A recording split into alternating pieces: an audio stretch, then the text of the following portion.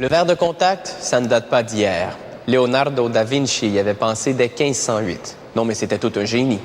Il faut attendre en 1888 seulement pour qu'on commence à l'utiliser. Aujourd'hui, il est fait de plastique, il est souple et même confortable. Mais imaginez le verre épais et rigide d'il y a 100 ans. Juste à y penser, j'en ai mal aux yeux. Les lentilles cornéennes existent depuis plus d'un siècle. D'abord parfaitement rigides, elles sont devenues perméables au gaz, puis souples comme de la gélatine. Ces petites pastilles de polyaimant servent à fabriquer les lentilles cornéennes souples polymères de couleurs variées. On aperçoit ici la prescription d'un patient, essentielle à la fabrication des lentilles. Le processus débute par le taillage, contrôlé par informatique. Les données sont fournies à l'ordinateur qui contrôle un tour numérique. On débute en taillant la courbure intérieure de la lentille.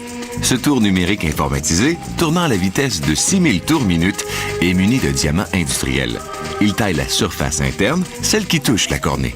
La surface interne doit être exempte de toute abrasion et de toute imperfection. On la polit avec une pâte abrasive micromisée.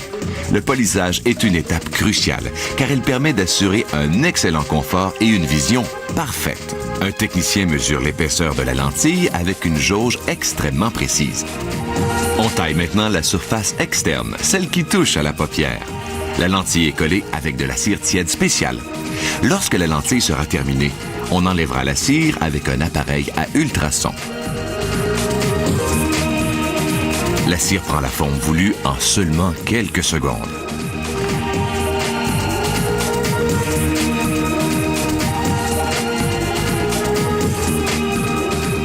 Le confort d'une lentille est aussi déterminé par son épaisseur. Elle doit donc être aussi mince que possible tout en conservant une bonne solidité. On commence par tailler le diamètre extérieur de la lentille, ce qui nécessite que quelques secondes.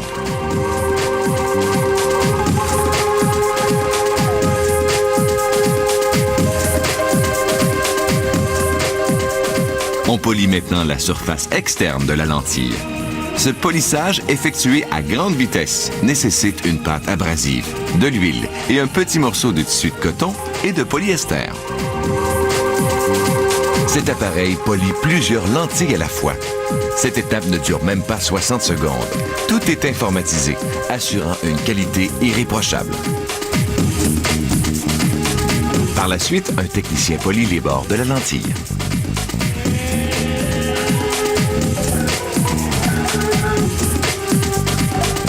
Puis, on hydrate le polymère afin qu'il devienne souple. Les lentilles passent 24 heures immergées dans une solution saline à pH équilibré. La lentille se gorge de liquide et prend de l'expansion. Elle grossit jusqu'au paramètre désiré.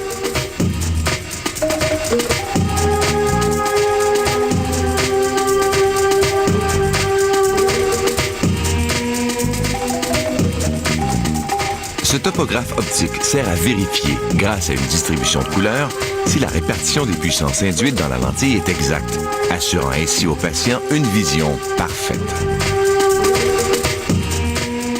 On procède ensuite à un autre essai important. Les lentilles souples, fragiles, sont toujours manipulées avec le plus grand soin.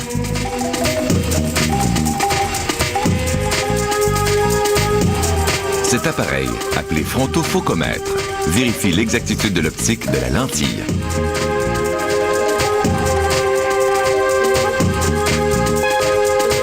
Les lentilles sont maintenant terminées et nettoyées.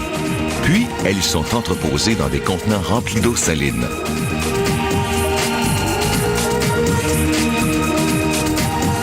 Cette petite fiole, celle qu'on trouve chez les optométristes, est parfaitement scellée avec un bouchon de silicone et un autre d'aluminium.